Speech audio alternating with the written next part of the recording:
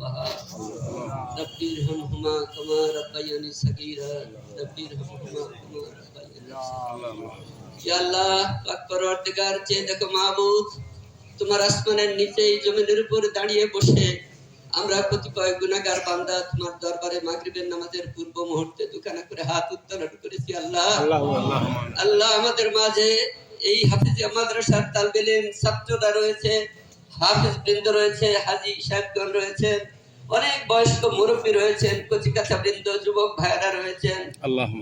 আজকে মা বোনেরা পর্যন্ত আমাদের সাথে হাত তুলেছে। মাহবুব, আমাদের মনের খবর তুমি জানো, তুমি তো অন্তর্যামী। বাংলাদেশের 18 কোটি মানুষ আজকে কাঁদছে মাহবুব। এদেশের গণতন্ত্রের জন্য আজীবন লড়াই সংগ্রাম করেছেন। মুক্তিযুদ্ধ থেকে শুরু করে দীর্ঘ পথ পরিক্রমায় তিনি ভূমিকা রেখেছেন। 1971 সালের মুক্তিযুদ্ধের সময় পাকিস্তানিদের হাতে বন্দী থেকেছেন দীর্ঘ 9 মাস প্রায়। তারপরেও তিনি কখনো তাদের কাছে সস্তায় বিক্রি হয়ে যাননি, তাদের কাছে আত্মসমর্পণ করেননি। মাহমুদ পরবর্তী সময়ে এদেশের স্বাধীনতার ঘোষক শহীদ রাষ্ট্রপতি জিয়াউর রহমান শাহাদত বরণ করবার পরে উনি এই দেশের রাজনীতিতে এসেছিলেন। মানুষের যে বিশেষ করে নারীদের যে মূল সময় যৌবনকাল, সেই যৌবনকালে মাত্র 33 বছর বয়সে উনি ওনার স্বামীকে হারিয়েছেন। মাহবুব, দুটো অবুধ শিশুকে নিয়ে তিনি রাস্তায় কিভাবে থাকবেন? তার থাকার মতন জায়গায় কোনো ছিল না, কোনো বাসস্থান ছিল না। সরকারের পক্ষ থেকে একটা বাড়ি দেওয়া হয়েছিল মাহবুব, সেই বাড়িটাও পরবর্তীতে বিগত পতিত সরকার কেড়ে নিয়েছে। এক কাপড়ে বাড়ি ছাড়তে বাধ্য করেছে। রাস্তায় দাঁড়িয়ে কাঁদতে দেখেছি আমরা দেশ নেত্রী বেগম খালেদা জিয়াকে। সেদিনও বাংলাদেশের 18 কোটি মানুষ তার দুঃখে অসহায় ভাবে কেঁদেছিল, কিন্তু কিছু করতে পারে নাই মাহবুব।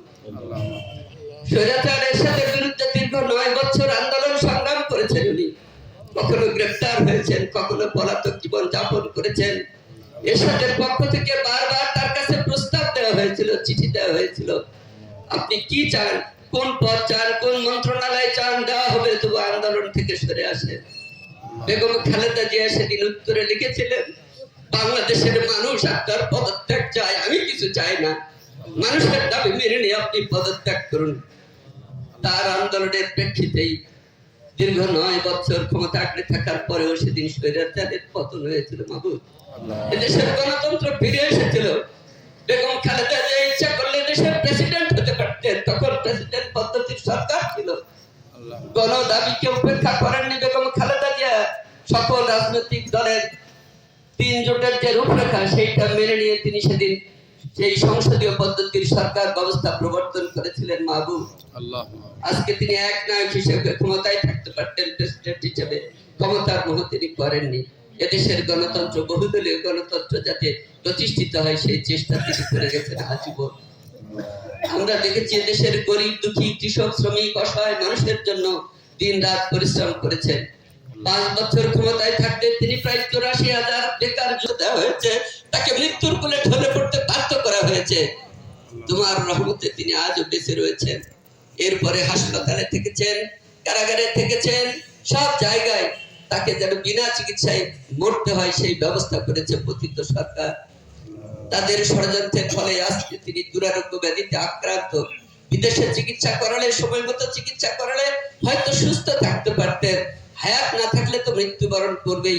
সেই সময় পর্যন্ত মানুষের সুস্থতা থাকার একটা অধিকার রয়েছে, সেই অধিকার থেকে তাকে বঞ্চিত করা হয়েছে। মাহবুব, আজকে তিনি ধীরে ধীরে মৃত্যুর দিকে এগিয়ে যাচ্ছেন। আমরা শুধু চোখের পানি ফেলছি। বাংলাদেশের 18 কোটি মানুষ হাহাকার করছে। কালকে টেলিভিশনে দেখলাম ঢাকার বিপরীত বিতানগুলোতে ক্রেতা যাচ্ছে না, দোকানদার হাহাকার করছে, বলছে বেচা বিক্রি বন্ধ হয়ে গেছে। মানুষ শুধু বেগম খালেদা জিয়ার জন্য দোয়া করছে। রাষ্ট্রপ্রধান, সরকার প্রধান সহ সকল রাজনৈতিক দলের নেতারা তার জন্য দোয়া চাচ্ছেন দেশবাসীর কাছে।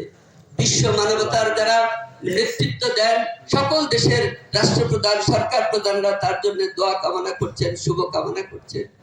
এমনকি আমাদের পার্শ্ববর্তী রাষ্ট্র ভারতের প্রধানমন্ত্রী নরেন্দ্র মোদী পর্যন্ত বিবৃতি দিয়েছেন, তার চিকিৎসার খোঁজ খবর রাখছেন, তার জন্য আশীর্বাদ করছেন।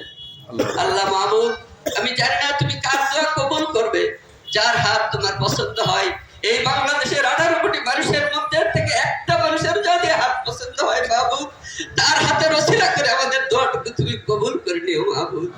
আমাদের মা, আমাদের রাজনৈতিক ভাবাদর্শের মা, আমরা 18 কোটি সন্তান তার মাহবুব। তার জন্য আমরা হাত তুলেছি, দোয়া করেছি।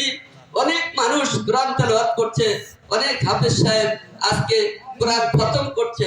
এই রকমের আবেদন নিবেদন তোমার কাছে করছে মাহবুব। আমরা তোমার কাছে দোয়া করি, তাকে শেফায়ে কামেলা দান করো মাহবুব। বিশ্বের বড় বড় দেশ থেকে ভালো ভালো চিকিৎসক এসে চিকিৎসা দিচ্ছেন, সেই চিকিৎসা তো তোমার চিকিৎসার কাছে কিছু নয় মাহবুব। তুমি ইচ্ছা করলে চোখের নিমিষে তাকে সুস্থতা দান করতে পারো, তোমার তো তাতে কোনো ক্ষতি হবে না আল্লাহ। আমরা তোমার কাছে সেই প্রার্থনা করি, আমাদের মাকে তুমি সুস্থতা দান করো।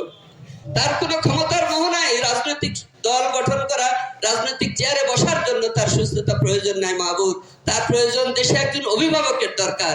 দেশ এখন অভিভাবক শূন্য, কোন দলের কোন নেতা নেই যে দেশকে নেতৃত্ব দেবে, অভিভাবকের ভূমিকা পালন করবে, সেই জায়গায় কেউ নেই মাহবুব। আজকে দেশ একটা দুর্যোগকালীন মুহূর্ত।